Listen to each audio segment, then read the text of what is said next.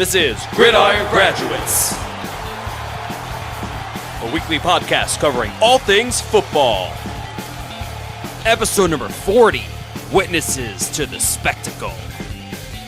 Recorded April 27th, 2016. And yes, as you heard in that wonderful intro, we are the Gridiron Graduates. Bill Rossetti, Ian Wharton hitting you guys back up for another week. And here we are. It is draft week. It is hard to believe it is finally here. Ian, my brother, welcome back. It's hard to believe it's here, man. Are you excited? I am extremely excited. It's kind of hitting me that this is the first year in 2 years, so, the third year of really writing in depth, and this is the first year out of those 3 years that I'm not going to be covering the draft live, which is great. I have no writing assignments before or after the draft until I think it's until Sunday morning, so after the draft, like a wrap-up. So I'm really excited for that because I like to just sit my butt on the couch all weekend. I drink some Lipton iced tea. I don't like a lot of tea, but I really like lemon iced tea from Lipton. Or no, I'm sorry, it's Arizona iced tea. Yes, Arizona. It's the one time of the year where I drink it, and it's just something I've done since I was like 12 years old. And so that's my plan for the weekend. So, I'm extremely excited, man. I've got my can of Orange Crush right here. I've got my Farmer's Iced Tea, which is kind of a local thing for me, but it's quite delicious.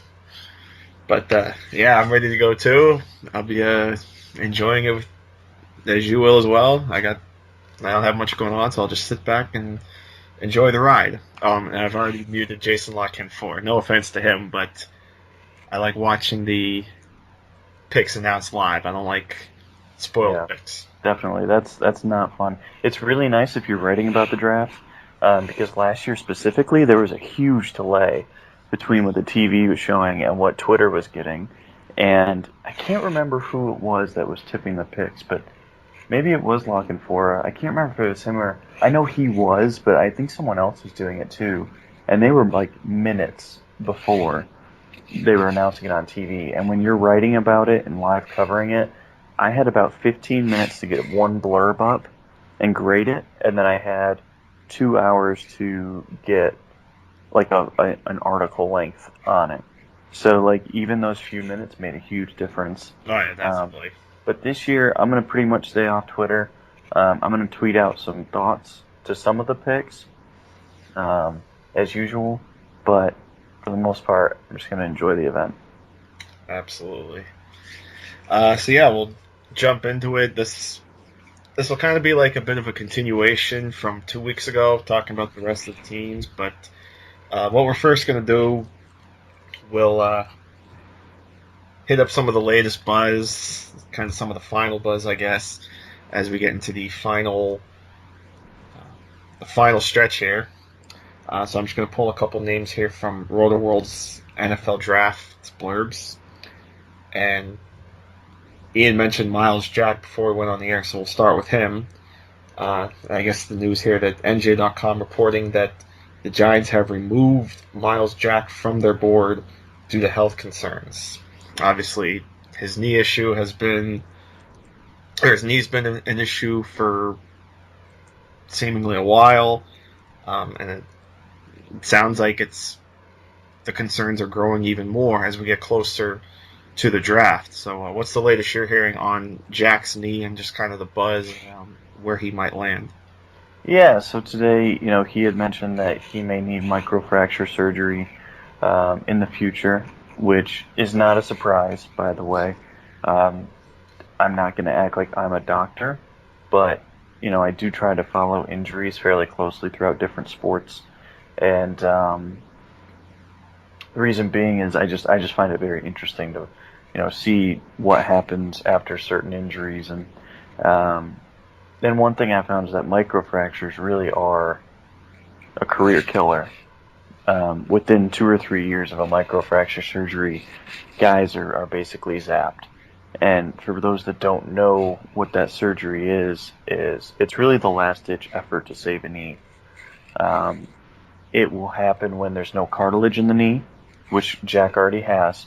So it wouldn't have to happen unless if another injury were to occur. And then if another injury occurs, there's obviously no cartilage there to protect the knee from rubbing bone on bone. And so what they do is they drill into the knee and they use the blood to hopefully kind of form almost like a cartilage type resistance so that it's not constantly bone on bone action, which would be unbearable. Right. So, it'll be, it's an unfortunate thing, but it's one of those things where that's why when people say, we can't take all of this stuff, it's just all of these rumors and, we have to throw them all aside. It's not necessarily the case. I think there's a lot more,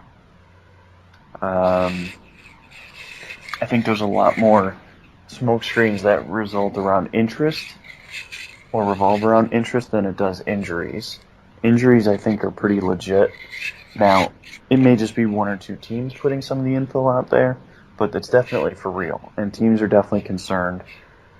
I think his range is still probably between 5 and maybe 15. I don't see him getting past maybe Oakland, but it just depends. I mean, obviously, we don't have access to the medical reports for each team. I really think that Miami would be interested in him. They've shown a tendency to be interested in injured players. They use a lot of sports sciences. Oakland can afford to take that risk. It's not really a short-term risk with him, it's a long-term risk. But my kind of thought here is that what you're getting in that rookie contract is what matters. If you can get 10 years out of a guy, that's great, but that shouldn't be the focus of a draft pick. The draft pick needs to be really good on their rookie contract, at least at some point, whether it be year 3, 4, or 5. Miles Jack can probably be really good within his first year, depending on the role that you put him in. So, I think he's worth that first-round pick, especially in this class, if the medicals say that he can play this year. And I don't think that that's the question. So I think he'll be fine. Hopefully he doesn't get hurt. But you can say that for anybody. Any single injury, I mean, we saw it with Jalen Smith, who has a much more severe injury. All it takes is one moment. And that Jalen Smith injury happened after the whistle. Taylor Decker, the tackle from Ohio State, just kind of pushed him. I mean, it wasn't malicious or anything like that. He had just kind of shoved him down as the whistle was being blown. Smith fell awkwardly, and his career might never be the same now. So whether a guy has injury concerns or not, you could deal with that. And that's just the risk that's football, unfortunately. I'm not going to lie, I was actually getting a little queasy as you were explaining the microfracture surgery. Yeah, it's a crazy process. Yeah. It's awful. I would never want, I hope my knees never get that bad. No. I feel bad for Jack. I'm not a huge fan of who he is on the field. I don't think he's a bad player. I think he's a great athlete. I just, there are people that are hyping him up to be the next Ray Lewis or the faster version of Ray Lewis. I just don't think that's fair. But he's a heck of a player. He's fun to watch. And obviously, I think he's a really good kid. So I hope he's successful, and I hope that he doesn't have any more injuries for the sake of his long-term post-football career as well. But it's scary for a team to look at that, because as much as we want general managers to build 2 or 3, 4, 5 years down the road, only a couple of them have that ability. And they may not even feel like they have that ability. So guys like Ted Thompson, you would think that he has ultimate job security, but, if you get too comfortable, that's a problem. And that's just kind of how the nature of business and sport business is. So don't be surprised that teams seem to take guys who maybe don't have that long-term impact. It's head-scratching for us, especially in the era of like Madden, when we can draft guys and do like a 2 or 3 year plan for them in Madden. But unfortunately, only a few real life teams do that. Cincinnati, specifically the Patriots. I mean, so it's only a select few. So, but I'm really excited, man, and I'm excited to see where Jack goes. I think he's the ultimate wild card in this draft. I think he probably goes in the top 13 picks. So, um, but who knows? Maybe he falls into day two, and then we'd really have some storylines to talk about. Yeah, definitely. As I was scrolling through, I see a couple blurbs down. It mentions about Miles Jack admitting, so don't worry, guys, I caught it. He says, it's nothing extreme. Down the line, possibly, I could have microfracture surgery, potentially. Who knows what will happen? He added that to play 3 years in this league would be above average. So, a couple other things I find interesting on here. Shout out to our buddy Benjamin Albright. Congrats on the new gig at CBS Sports if you're listening. He got a text, from a source today, Wednesday, depending on when you're listening, saying that a team would likely have to hop over the 49ers at number 7 to select Memphis quarterback Paxton Lynch. And you and I were talking before we went on the air that, you found this interesting because you always felt that Lynch, but San Francisco at 7 was always a potential landing spot for San Francisco anyway, which I agree with. I think, if the opportunity's there, I think San Fran should consider taking Lynch because of the kind of awkwardness they're creating with Colin Kaepernick, all the constant trade rumors, and the fact that they can't continue with Blaine Gabbert as the starting quarterback. And Lynch, he's a real good quarterback. I actually caught a little bit of his Gruden QB camp this morning. Obviously has the size you want in a quarterback at 6'7", and in a Chip Kelly offense with a guy like Carlos Hyde, could work out. What's your take on all this? Yeah, I mean, I think it's a perfect fit. I believe last week on our mock draft, I believe I picked Paxton Lynch. You did. And did take Lynch at San Fran, yep. Yeah, it makes a lot of sense to me. I don't know whether San Francisco has just shielded their interest in him this entire time. Quite frankly, I mean, as soon as the Eagles officially had moved up for whoever doesn't go number 1, I thought this was perfect. It makes too much sense. You've got a great athlete at quarterback with amazing size, a really good arm, a kid who got better every year in college. Now, he's not a perfect player. There are some things that you'd like to see him improve, and Chip Kelly can put him into a system that caters to his strengths. That's what he does best. That's what he is amazing at. And he's a really darn good coach in that regard, especially for a young quarterback. And so I just think this makes too much sense. He never drafted a young quarterback with the Eagles, and I think that ultimately was one reason why he failed, among some other reasons, along with the organization. They deserve some blame as well. And but I think this is a chance for him to sell off Colin Kaepernick for whatever you can get. You keep Blaine Gabbert as a backup. Maybe even have Gabbert start right away if Lynch isn't ready, and then you unleash Lynch whenever he's ready to get on the field, get some experience. Maybe give him like the Blake Bortles experience, where after four games, 8 games, that type of time frame, you get him in the games and start playing, and then I think you build with he and Carlos Hyde to build a really fun team.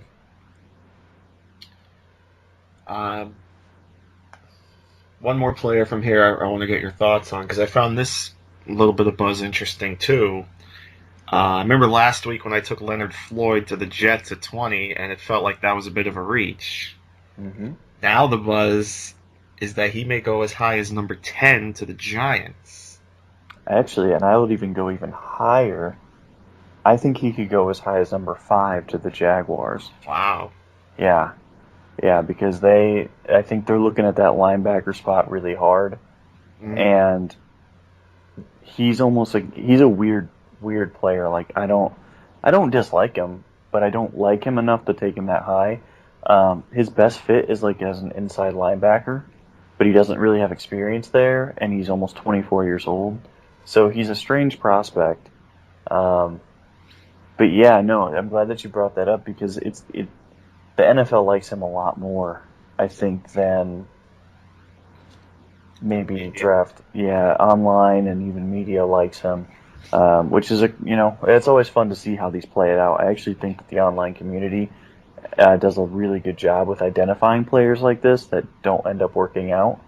So we'll see. But yeah, I had read that as well, and I've even seen maybe some late hype that Jacksonville could even pick him up, possibly at 5, and once again shock the world. I mean, they've done it 3 years in a row where they've pulled out a pick that was a little bit of a head scratcher. Although Bortles has worked out nicely. Dante Fowler I thought was a major reach. I think Leonard Floyd would also be a major reach. And before we continue, I just want to bring this up quick. I want to talk about a little bit the whole Sam Bradford soap opera that just came up. Now Sam Bradford seems like it's the whole, I'm taking my ball and going home. He's not showing up to voluntary camps because supposedly I guess he feels betrayed that the Eagles want to move on from him, even though he really only signed a 1-year guaranteed contract. And I mean, he's getting $18 million this year, $22 million guaranteed, because $4 million next year is already guaranteed. I mean, it's not like the guy was the future of the quarterback position for the Eagles anyway. If the Eagles didn't make this move, where was the team really going to go in a couple of years anyway? After Bradford, gets into his early 30s, so just a bit of a mess there. What are your thoughts on that? Yeah, I don't think Bradford should be upset. Obviously he took the deal. I wasn't a big fan of the trade up for the Eagles. I thought they were sitting really nicely at number 8. I don't really like the idea of taking a guy who's going to be 24 this year as a developmental quarterback, because I do think he's a guy that you really don't want to start for his first year, even second year. I think he's a 3rd round guy. So to me, I don't really like the trade up for Wentz. Maybe I'll end up being wrong, but I get their mindset. I don't think there's anything wrong with if he's the plan for 2017, then that makes a lot more sense. I don't know, obviously, if he'll be ready by then, but we'll see. So for Bradford's sake, I get that he's upset because he wants to be the long-term answer somewhere, but on the same foot, he's never proven that he is that guy yet. Right. So he's got his money. I think he should probably just show up to camp, compete. He's going to probably win the starting job because he's the best quarterback in that camp. Mm-hmm. And I respect it because it's about being competitive, and he wants that job. Like, he wants to be not necessarily given the job, but he feels like he's earned the job. And quite frankly, I kind of agree. As far as on-field play, they're not going to find a better guy right now at this point, and there's not a better player right now in the draft. As rookies take time to adjust to the NFL, he's the most prepared guy. So I get it, but they're not going to be able to trade him. I think there's probably going to be a major dead cap hit if they were to trade him right now. So I don't know why they would. It's $11 million. Yeah, so he's not going anywhere. It makes zero sense for the team to trade him. Quite frankly, for the player, there's no one out there with cap space that would trade for him besides maybe San Francisco. And again, if you're San Francisco, why would you give up draft assets when your team isn't really ready? That's a roster that needs a lot of work. So it's not like when Philadelphia acquired Sam Bradford, they were pretty much ready to win. And it just didn't work out that way. So, if they can get him for like a 5th or 6th round pick, I guess you do it. But if you're Philadelphia, why would you spend $11 million on a 5th or 6th round pick? So, that just wouldn't make sense to me. Yeah, I just looked it up on Over the Cap. It would be $11 million in dead money, and they would only gain $1.5 million in cap space if they trade Sam Bradford. Yeah, that's probably crazy. Probably not going to happen. So with that, I think we'll go ahead now and talk about some more of these teams, talk more about team needs and whatnot. And I'm going a little bit off of Sports Illustrated here. I'm using Chris Burke's article. Again, thanks to Chris Burke last week and John Ledyard for joining us. That was a lot of fun. Oh, yeah. And Ian, thanks as always to you for carrying me. No, not at all. It was a really cool, unique experience. I mean, to be able to do those, it's difficult because you got so many different minds, and we all look at the drafts, differently. Everyone. So it's always a really fun experience, just because you kind of see what people interpret as roster needs, what people interpret as positional values, and we'd all build our teams differently and value different traits in guys. So yeah, I thought it was really awesome. So let's kind of continue where we were at. So I think the last team we talked about was the Lions, because I think we went 1 through 16. So I guess we'll start with the Falcons. And SI here has them right now. Their biggest need is at safety. Other needs include guard, linebacker, and tight end. Well, tight end feels like it's always going to be a need for them, because they, you're never going to find another Tony Gonzalez. But it feels like, edge rusher definitely, to me too, is a big need for the Falcons, because they cannot get to the quarterback. This team has been one of the worst teams. They've been a bottom 5 team in sacks each of the last 5 seasons. As crazy as that sounds. So, huge issue. Yeah. So for me, definitely got to find an edge rusher. Darren Lee's been talked about a little bit, and I want to get your thoughts too on a little bit on him, because I haven't really gotten a full grasp on him. But definitely an edge guy they need to get. Especially in the division where you have Drew Brees, you have Cam Newton, you have Jameis Winston.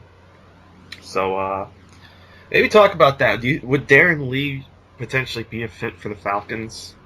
I think he's a great fit. He's not necessarily just a pure pass rusher. He's a guy that can kind of do it all. But he's also so young and still getting experience that there's reason to believe he can be a significantly better player than what he is now. So I know some people don't like him, but I really do like him. He was put in a very unique role at Ohio State as an outside linebacker. He was a weak side linebacker who also had some strong side responsibilities.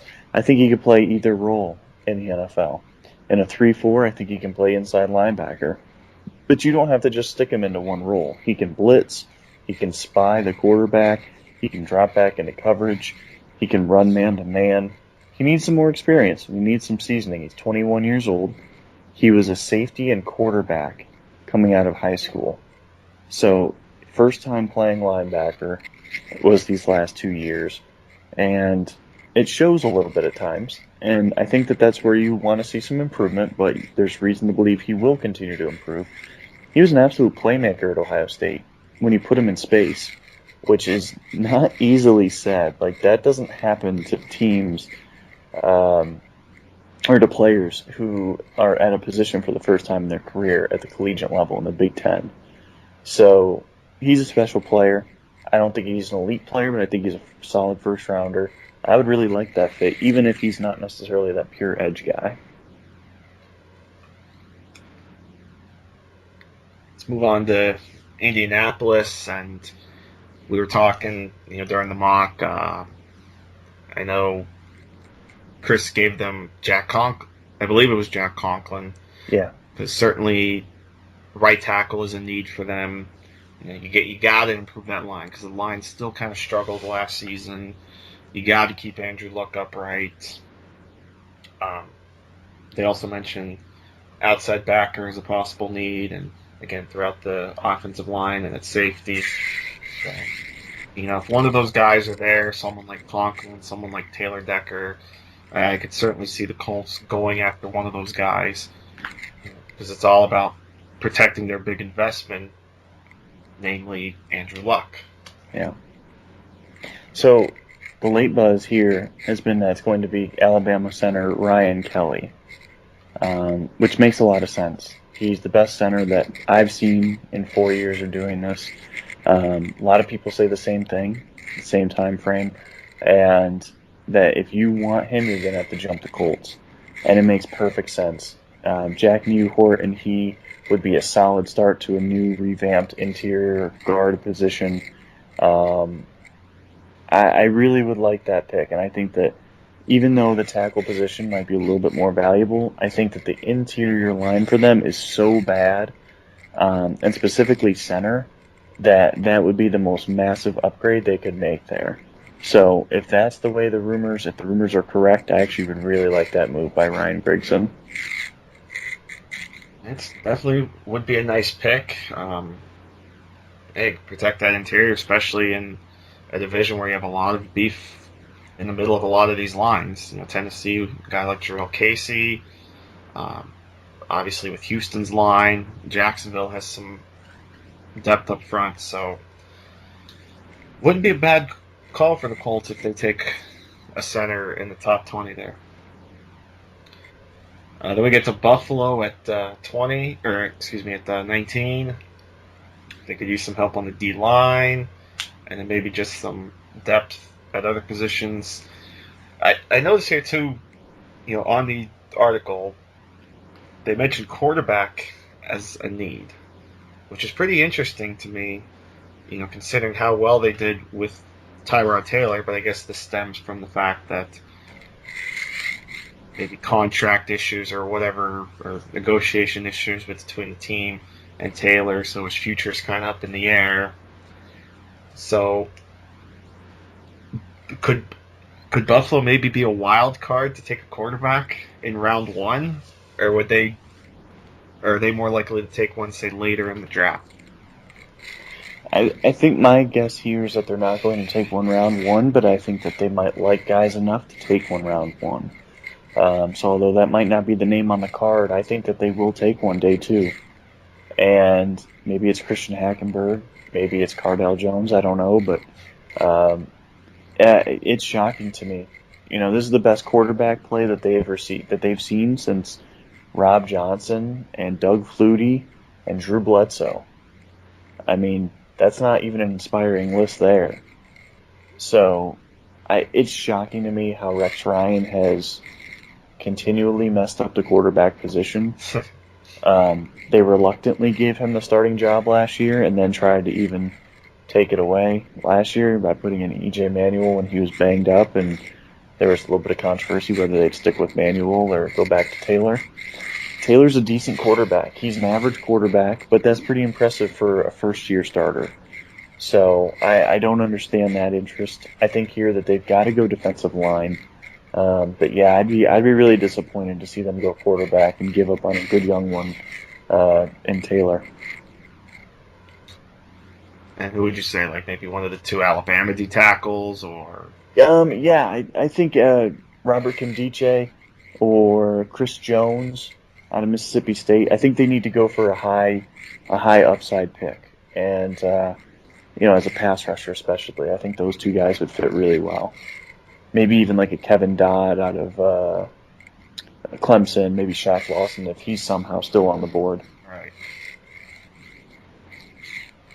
Jets are then up at number 20, and actually I was watching NBC Sports this morning, and they were showing a NFL draft special. They were talking to Josh Norris, so I'm sure that made a lot of people happy seeing Josh's face on TV.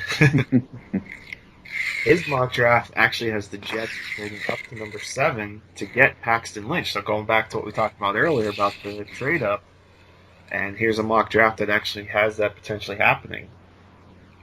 When we talked last week when I made the pick, how a linebacker could help them to try to get Sheldon Richardson back on the D line, but yeah, I guess with the issues with Ryan Fitzpatrick and them still not coming to an agreement, you can't rule out them taking a quarterback, and that would be a bit of a surprising move, but it's also something I could certainly see happening if the Jets are that intrigued by a guy like Paxton Lynch. Maybe they go ahead and make the move. Yeah, I mean, if Lynch is on the board, I would definitely take Lynch. I think he'd be a perfect fit for offensive coordinator Chan Gailey, who has a great history of working with athletic quarterbacks like Lynch. But I don't think he's going to get there. And, you know, the interesting thing with the Jets here is if let's say Lynch is gone, do you force the quarterback pick in like Connor Cook? Or, because he can play right away. Mm-hmm. And quite frankly, I don't think he's a downgrade from Ryan Fitzpatrick. I think he's very similar. In fact, I think he's going to go on the same career arc as he or maybe like a Kyle Orton. Right. And or do you take a higher upside guy like Cardale Jones? What's the stat? I know the coaching staff does not believe in Geno Smith, and part of that is he struggles with playbook, and there's some football intelligence things there. But I think you saw on field too that he struggles with very basic things, and they don't seem to trust him. So they definitely need a quarterback, but they also need an edge rusher, and it's rare to need those two significant of positions. Those are the two premium positions in football, and they have needs at both. And yet they were almost a playoff team last year, which is shocking. So they're in a really unique situation. They've got to come away with one of those two positions, in my eyes. Yeah, the interesting thing about Connor Cook to the Jets, like you said, it's kind of similar to Ryan Fitzpatrick, because this is, it's not like this is a high-powered offense. So, putting a guy like Connor Cook, it's a good offense for him. He could just hand it off to the running back and make some throws here and there, and he obviously would have a good target in Brandon Marshall. And I'm still holding out hope for Jay Samaro.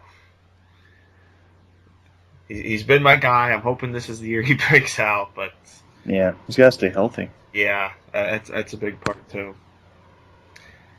So that takes care of the non-playoff teams. Now we get to the playoff teams. Washington sitting at 21, and safety is certainly a need for them with Keyshawn Jarrett still dealing with his injury, and even just recently there was talk that his play in 2016 may not be there. So, you could be looking at a guy like Carl Joseph there at 21. Maybe add some help along the offensive line, or the defensive line, and I guess offensive line too, because you look at last week, John picked for the Redskins, and he took Ryan Kelly to try to improve that offensive line. So, what's your take here on the Redskins? Yeah, they're another team. They've got a lot of needs. You look at the premium positions, offensive line, center, defensive line. They need a couple starters. They need a safety, like you said. I think those are the guys that you're going to look at. Ryan Kelly is probably his floor. If he's off the board, then you're probably looking at a guy like Jerron Reed or Carl Joseph. I think those are going to be the names that you're going to see with them. But I think it's a pretty predictable set of names for them. And I think you hit the nail on the head. They desperately need defensive talent, though. I think there's some talk too, maybe a wide receiver. Do you think that's possible for them? I'd be surprised. They signed Anquan Bolden. They've got Pierre Garcon. They've got Deshaun Jackson. They've got Andre Roberts. They've got Jamison Crowder. I mean, I think that's a pretty full wide receiver room. Now, if they want to get cheaper on the cap, then it's possible. Because if they want to shed some salary, cut Pierre Garcon, maybe even cut Deshaun Jackson, they could if they took a guy like Will Fuller. That could easily be doable. Because then you're basically just swapping him out for a younger version.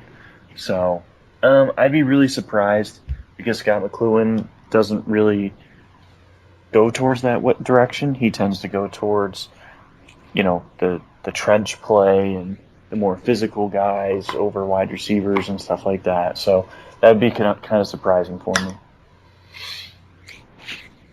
But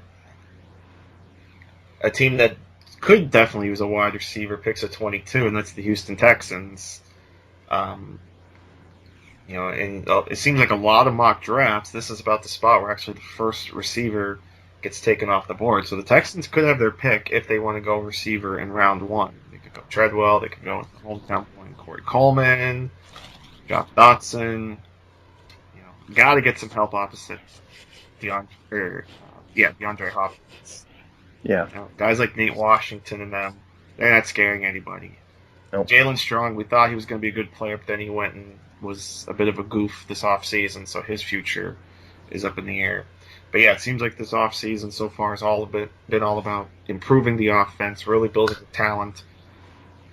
You brought in your big money quarterback in Brock Osweiler, which is still surprising that he got the money he did. But nonetheless, he got his money, and you bring in Lamar Miller. So now it's, like I said, it seems like it's all about surrounding them. So wide receiver, to me, is probably the most likely spot they go in round 1. Again, obviously, it depends on how the board falls for them, too. Yeah, I agree here. And it's going to be interesting to see which direction they go. They could go with the speed wide receiver like Corey Coleman or Will Fuller. They could go with big wide receivers like Laquan Treadwell, Josh Doctson, Michael Thomas. And so, I'm really interested to see which way they go. I'm almost 100% sure it's going to be a wide receiver. So I'm really fascinated as far as which one they choose. But yeah, I'm with you here. This just seems like an obvious pick, at least in terms of position. And then we get to another team that could use a wide receiver, and now there's a very good chance here we could be looking at 3 straight receivers taken in the early to mid 20s here, because we get to Minnesota at 23, and boy, could they use help at wide receiver too, because really they don't have a lot there. Yeah, they cut one of their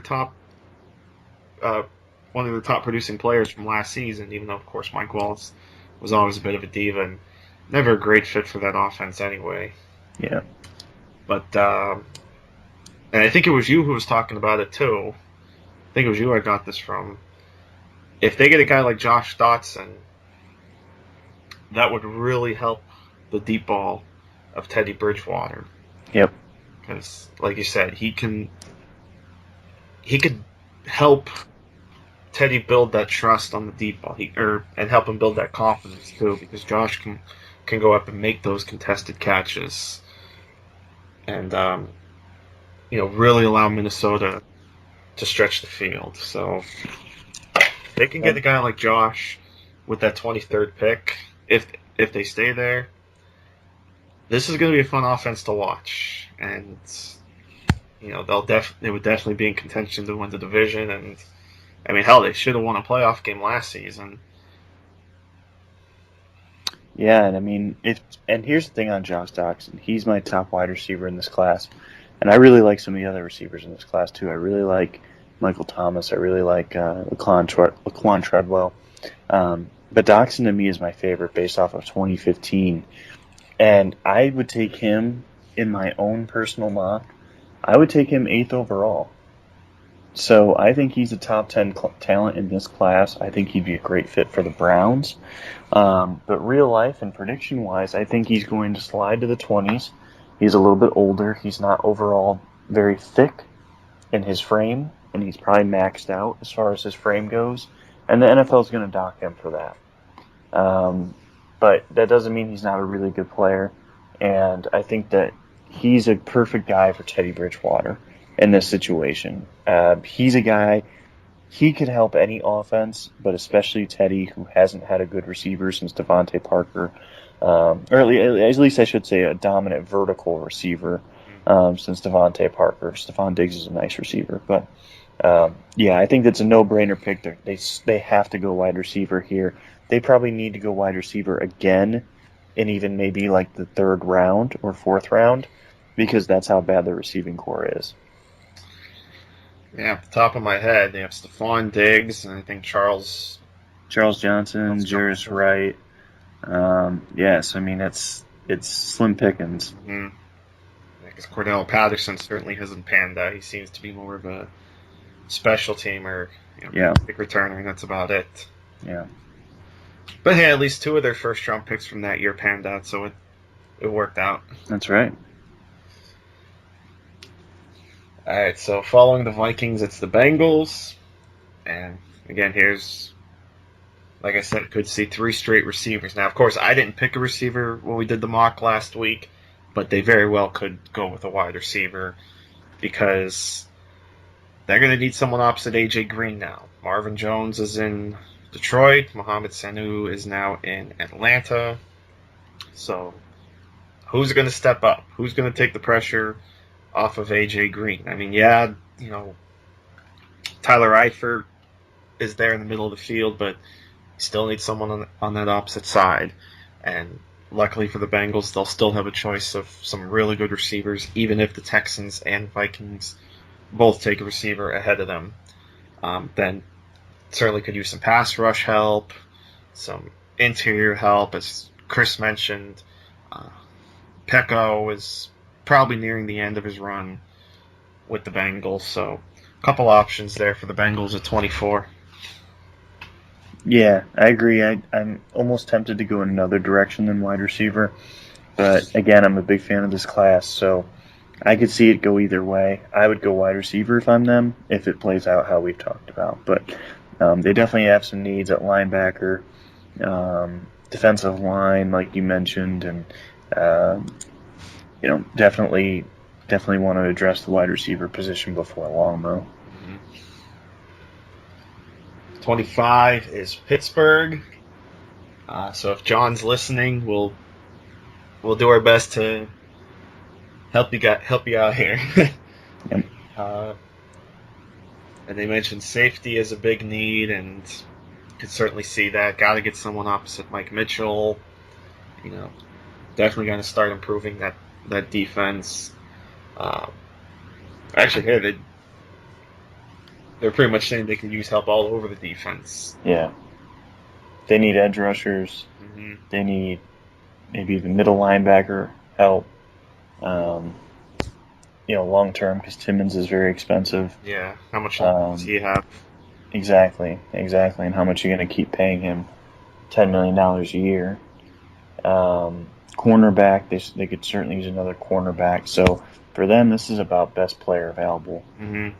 And I think it's going to probably come at cornerback. This seems like the right range to start seeing some of these corners come off the board, or even maybe a safety. This is the right range for like that second tier of safeties. But yeah, I mean, it's not a bad defense. They were a bend don't break unit last year, but it's hard when you're making a youth movement and you haven't made huge investments into the unit over the last 2 or 3 years. That's why you have to be proactive in addressing your needs. Maybe do it like a year out if possible, or be willing to move on from guys a year too soon than maybe a year too late. Because right now they've got holes all over, and they're not going to be able to fill them all this year. Right. I liked some of their draft picks last year. Durant Grant, I thought, was a nice pickup. They kept him on practice squad all year last year. I think he's a contributor this year if he's cleaned up some of his issues. But still they need that immediate help at safety, immediate help at pass rusher, and long term, which is really just short term, so 2 to 3 year help at cornerback. And I saw a blurb on RotoWorld that one of their beat writers is saying the Steelers have apparently pegged Eli Apple as their guy.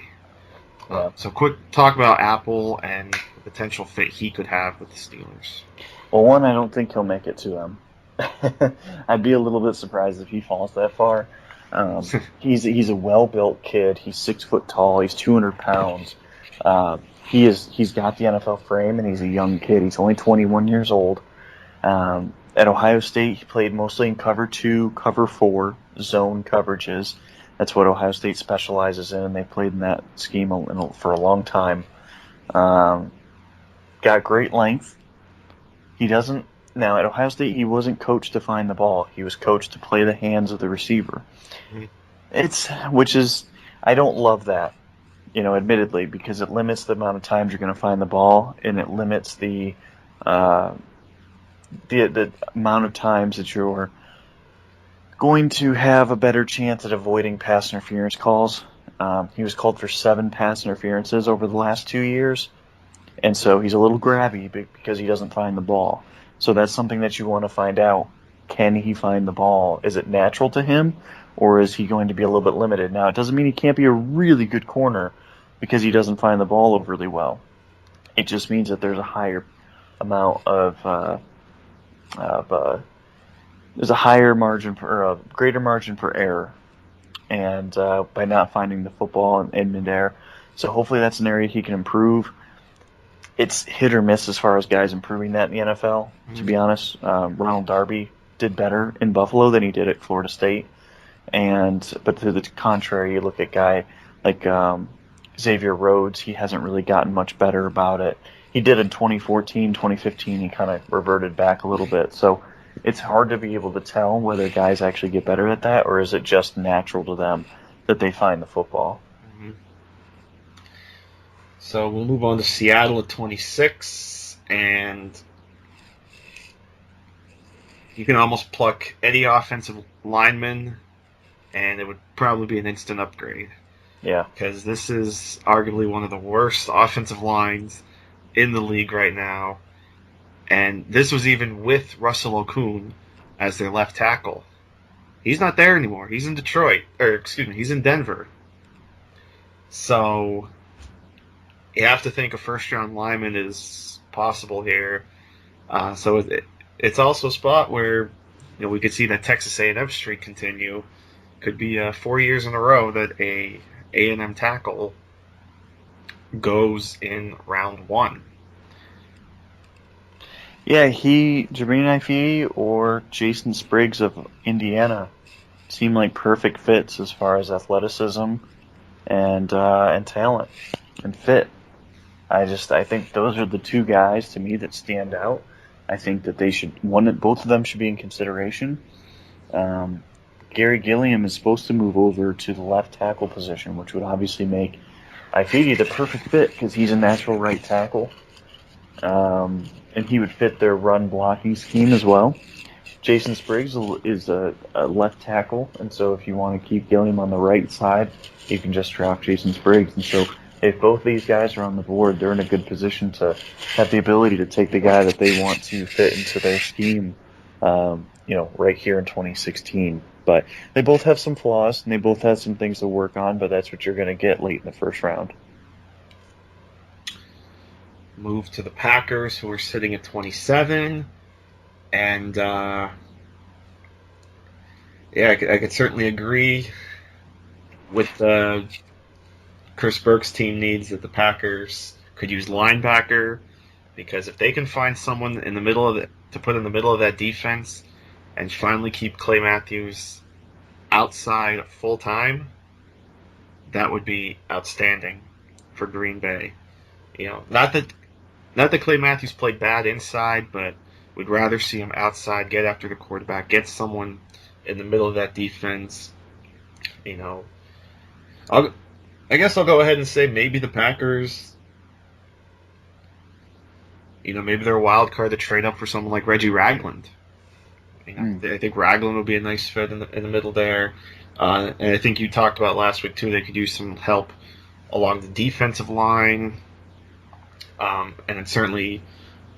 then they have tight end as a potential need, too.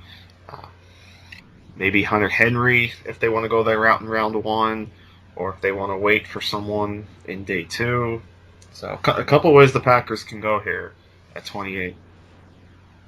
Yeah, I think they definitely need defensive line help, but kind of like we talked about last week, it's such a deep defensive line draft that I think you can easily find those starters or those contributors on day 2. Maybe just take back-to-back picks, and take that inside linebacker that you've been needing for so long. Move Clay Matthews back to the outside. I think that might be the best way to go. I really like Reggie Ragland. I don't know why people have soured on him just because he's not a super athletic linebacker. I think he's a darn good player, and I would certainly take him if I'm the Packers here. And just remember, if the Packers do trade up for Reggie Ragland, you know where you heard it first. Yeah, definitely. Chiefs sitting at 29. We talked last week how corner's definitely a need for them because they're without Sean Smith. Could use some D-line help now that Mike DeVito's retired. Maybe some help elsewhere on defense. And maybe some depth on offense.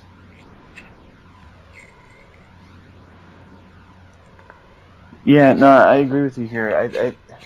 They're a little bit interesting to me, like, because specifically when you look at the build of this roster and you look at the weaknesses, and that's where I'm looking at here, is that most GMs are going to go ahead and attack the weaknesses of a roster, and I'm saying, well, they don't have a lot. You know, the interior offensive line, they can maybe use another receiver, but not really. I like their receiving core. I like Macklin. I like Albert Wilson quite a bit. I like Chris Conley developing moving forward. I like those guys. And then I'm saying, okay, well, yeah, interior line, that's a weakness. And then you're saying, well, defensively, they could maybe use a cornerback depending on the health status of some guys.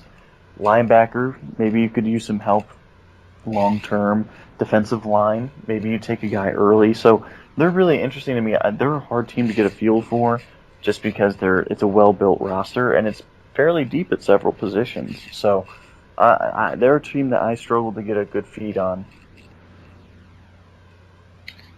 Now that I think I'm screwing up the number, the Packers are sitting at 27, Chiefs at 28. Now we're at 29 with the Cardinals. I saw you tweeting a bit too about specifically Patrick Peterson. How you mentioned that he, took another step in 2015. So, but they actually list corner as a need. I guess maybe a little bit of depth here, and then some help on the at defensive back. Yeah. And this could also be a potential surprise team to pick a quarterback at the back end of round one, because how much longer does Carson Palmer have? So could they maybe they take someone like Connor Cook or Christian Hackenberg, let them develop a bit under Palmer and work with Bruce Arians, and then down the line take over as a starter. That's a potential scenario for round one. Yeah, I could definitely see them go long term here, take their quarterback of the future. Well, I think that's definitely in the fold, possibly. What I would look at here is cornerback and say we need to upgrade that outside cornerback position. Justin Bethel and Gerard Powers are slot cornerbacks. Now they just paid Justin Bethel, and they used Tyrann Mathieu as a corner a lot, but still, they were at their best when they had Antonio Cromartie playing. And so, one, they could still go out and sign him because he is available. But short of that, I do think long term it would be smart to grab a guy on a cheap rookie contract, prepare for the future here, get a longer cornerback, maybe like a William Jackson III or Artie Burns, because you can slowly cook them and you can bring them along. You can redshirt them in 2016, and then 2017 maybe let Gerard Powers walk in free agency. You've still got Justin Bethel for another year after that. And so I think that might be the move here is take advantage of this window to take a talent that needs a year or two to start until they're ready to start, and capitalize on that, and then, reap the rewards next year. We get to the NFC champion Carolina Panthers at 30. And obviously you have to talk about cornerback as a need now that Josh Norman is gone. Could use some pass rush. Could use some offensive line help because we saw the two tackles get embarrassed by the Broncos in the Super Bowl. So, and I know you also talked about the potential that they take Derrick Henry with that first pick. Yeah, I think it's unlikely, but I would really like them to pick him. As soon as, I think I said this back in like October when I was just like, oh man, that just is such a good fit. Like once Carolina started playing really well, and like we were like, okay, like this is not just a fluke. I think it was maybe around Thanksgiving, actually, when they played the Cowboys. Mm-hmm. And then we were both like, okay, like this is the game. Like we're now believing in them a little bit. And I think he'd just be a tremendous addition to that offense. But they could go a variety of ways. I mean, they could even justify another receiver. They could justify an offensive lineman. They could go pass rusher. They could go cornerback. It's not an overly strong roster. Like I know that they did great things last year, but they have a lot of room to improve. It's a good team. It's a really good team, and it's a good roster.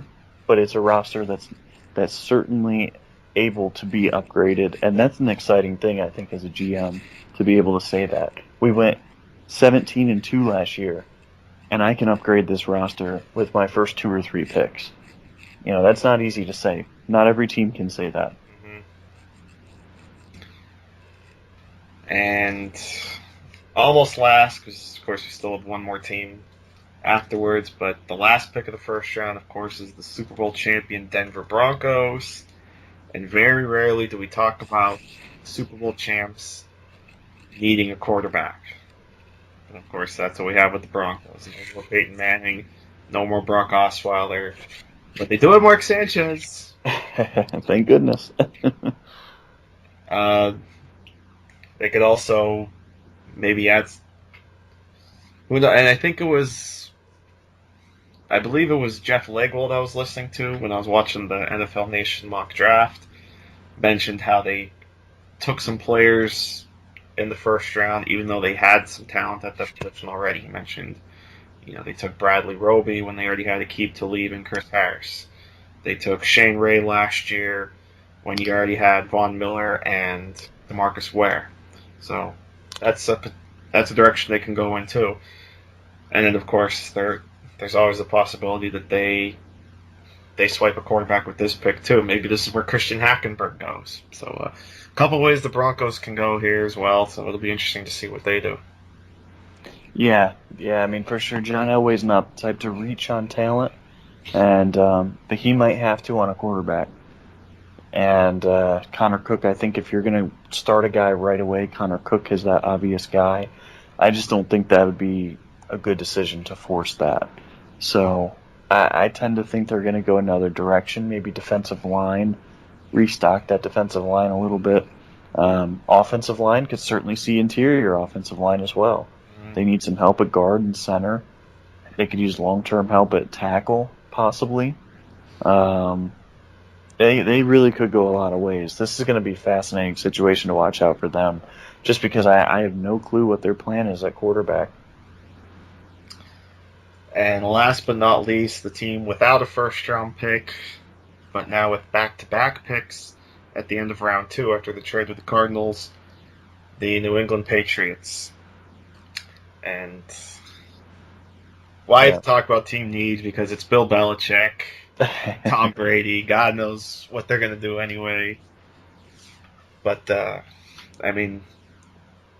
Burke listed their needs. Biggest need at corner.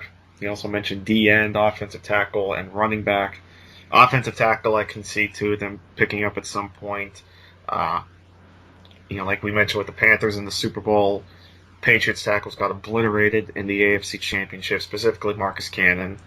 It was just ugly for that offensive line. But with those back-to-back picks, that'll be something to watch at the end of round 2. Yeah. I don't, I don't think cornerback's a need for them. They've got a deep group of kind of veteran players, and they make it work. They're not overly talented. Malcolm Butler's good, but that's about it. But they're not bad either. So I don't think that they're going to invest highly into a cornerback yet. I think they're going to go defensive front seven. I think they're going to probably go pass rusher, maybe even an edge rusher, and middle linebacker. They've got to get a middle linebacker. They've got Jonathan Freeney supposed to start next year. He's terrible. He's a special teamer, so he's not a long-term option. He's not even a 2016 option to start. So maybe a guy like Josh Perry out of Ohio State, Kentrell Brothers out of Missouri. Those guys would make a lot of sense, and then maybe another defensive lineman to help take the place of Chandler Jones. And with that, we've covered all 32 teams. Kind of breezed through them, but got some good talk in there. So, yeah, and it's not necessarily the names that are important. yeah. It's great if we can get the names right, but that's very difficult to do. I think what's more important is the positions, is that we're properly identifying positions and schemes, and I think we've done a really good job of that. And with that, I think it's a good spot to wrap it up. Yep. I think we're ready. We're Oh, ready yeah. for the show to begin. For sure. Best 3-day event ever. Yeah, I missed the 2-day event that it used to be, but I am very excited nonetheless for this 3 days, and I think we're going to see a lot of great stuff happen, and hopefully your guys' teams out there have a great weekend, and I won't be rooting for your teams. I'll be rooting for my team, and selfishly, but I am very excited to see how this draft plays out, and excited to see where guys land. Yeah, the nice thing for the Eagles is, for all the Eagles fans out there, not like you have to be on pins and needles wondering who they're going to pick. I think it's pretty set in stone who they're going to go with. Yeah, I think you're right on that one. We go with the red-headed child from North Dakota. That's right. So with that, we will sign off for now. Enjoy the draft, everyone. Of course, next week, whenever we return, we'll certainly wrap up what went down with the draft, who did good, who... It's always tough to grade drafts after, but we'll do our best. So thanks, Ian, as always, for another fine week. And until next time, Bill Rossetti saying thanks for listening, guys, and take care, everybody.